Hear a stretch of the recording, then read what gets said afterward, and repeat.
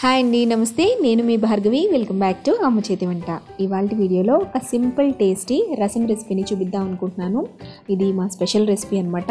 చాలా అంటే చాలా బాగుంటుందండి. చాలా క్విక్గా తయారు చేసుకోవచ్చు అండ్ టేస్ట్ కూడా అదిరిపోతుంది. సో లెమన్తో మీరు ఎప్పుడైనా రసం చేసి పెట్టుకున్నారా? చేయకపోతే ఇలా ట్రై చేయండి. చాలా చాలా బాగుంటుంది. ఇది ఒకటే కాదు, ఇంకా చాలా డిఫరెంట్ వెరైటీస్ ఆఫ్ రసం రెసిపీస్ మన ఛానల్లో ఉన్నాయి. వాటి లింక్స్ నేను కింద డిస్క్రిప్షన్ బాక్స్లో ఇస్తాను, వీలైతే చెక్ చేయండి. సో లెమన్తో రసం ఎలా పెట్టుకోవాలి ఇప్పుడు చూసేద్దాం. ఫస్ట్ ఒక గిన్నె తీసుకుని 3 లేదా 4 పచ్చిమిర్చి చీల్చుకుని వేసుకోండి. అలాగే మీడియం సైజు ఉండే టమాటాని స్లైసెస్గా కట్ చేసుకుని వేసుకోండి.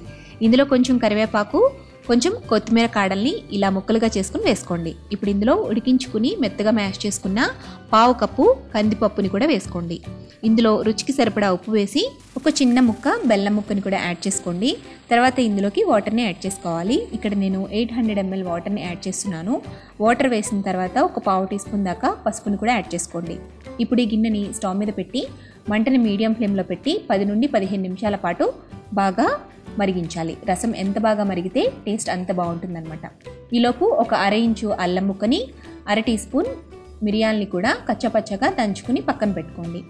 రసం ఈ విధంగా కొంచెం లెవెల్ అనేది తగ్గాలి. మనం పెట్టిన వాటర్ లెవెల్ కన్నా కూడా కొంచెం తగ్గేంత వరకు బాగా మరిగించుకున్న తర్వాత మంటని లో ఫ్లేమ్లోకి టర్న్ చేసుకోండి. ఇప్పుడు ఈ రసాన్ని తాలింపు పెట్టుకోవాలి. తాలింపు పెట్టుకోవడం కోసం స్టవ్ మీద ఒక ప్యాన్ పెట్టుకుని అందులో 1 టేబుల్ స్పూన్ ఆయిల్ వేయండి.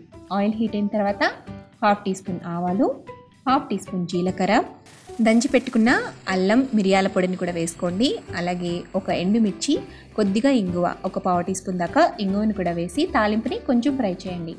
తాలింపు వేగిన తర్వాత ఈ తాలింపుని మనం రసంలోకి ట్రాన్స్ఫర్ చేసుకోవాలి. రసంలోకి తాలింపు వేసిన తర్వాత ఒక 2 నిమిషాల పాటు మీడియం ఫ్లేమ్లో తెరల కాగేంత వరకు మరిగించుకోవాలి.